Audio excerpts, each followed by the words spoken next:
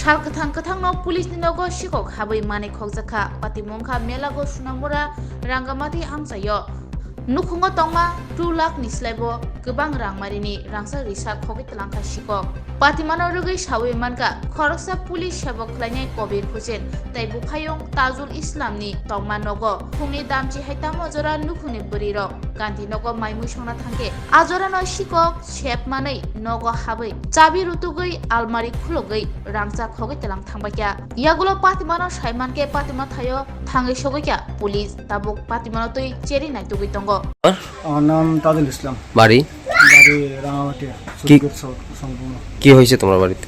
কি হয়েছে বলতে আমি তো সোনাপুরে আসছিলাম গাড়ি লইয়া, তারপরে 10:30 কি 11:30 আমার কাছে বাড়ি থেকে কল আছে যে বাড়িতে এমন এমন ঘটনা যে চুরি হয়েছে, ঘর থেকে জিনিসপত্র সব লয়ে গেছে গা। কি নিছে? কে বা কাহারা নিয়ে গেছে এটা কি নিছে? এই স্বর্ণর জিনিসপত্র, গলার নেকলেস আছে, হাতের বালা আছে, চুরি আছে, আংটি সবে আছে। কত টাকার সামান? কত টাকা? আমার ওয়াইফের আর আমার মেয়ের জিনিসপত্র প্রায় 2.5 লক্ষ টাকার মতো আছিল। কোন জায়গা থেকে নিছে? গডরেজ থেকে? আমার ঘরের ভিতরে গডরেজের ভিতরে আছিল, তো গডরেজের ভিতর থেকে নিছে। চাবি পাইছে কই? চাবিটা আমার খাটের টুসকের নিচে আছিল। তো প্রথমে ঘরের দিকে টুসক আলোয়া, তারপরে চাবিটা পাই সেটা গডরেজটা খুললেও তারপর জিনিসপত্রগুলো গেছে। কয়টা মাস বানানোর ঘটনাটা আমি বাড়িতে জিজ্ঞাসা করছি, যে জিজ্ঞাসা করানোর পর তারা বলছে যে 10টার দিকে ঘর থেকে ঘরটা থামাই আমার ওয়াইফে ওইদিকে গেছিলো, বাচ্চা আছে ওই ঘরে, আর গোসল টোসল করবো বা রান্না বসানো আছে। তো তারপরে 10:30টার দিকে ঘরে আইছিল, আবার এছাড়া এরকম আল জল সব কিছু করে রয়েছে। গডরেজের ভিতরে দেখে সন্ধ্যা জিনিসপত্র কোনো কিছু নাই, সব নিচে। তোর ভাই কি পুলিশ? আমার ভাই, হ্যাঁ আমার ভাই ত্রিপুরা পুলিশ।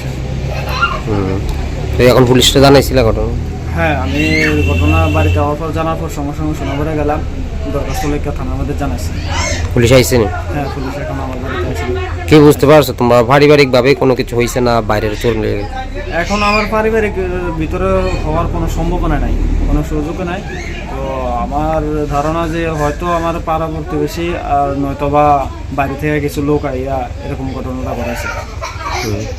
এখন আমি তো দেখছি না কে বা কারা নিছে, এখন তো আমি কইতে পারতেছি না কে করছে ঘটনা।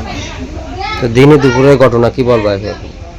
দিনে দুপুরের ঘটনা এখন আমি কি বলবো, বলার মতো কোনো কিছু নেই। এতটুকু বলবো যে সবাই যেহেতু সাবধান থাকে, আমার মতো একটু কেয়ারলেস হলে তো এমন হবো।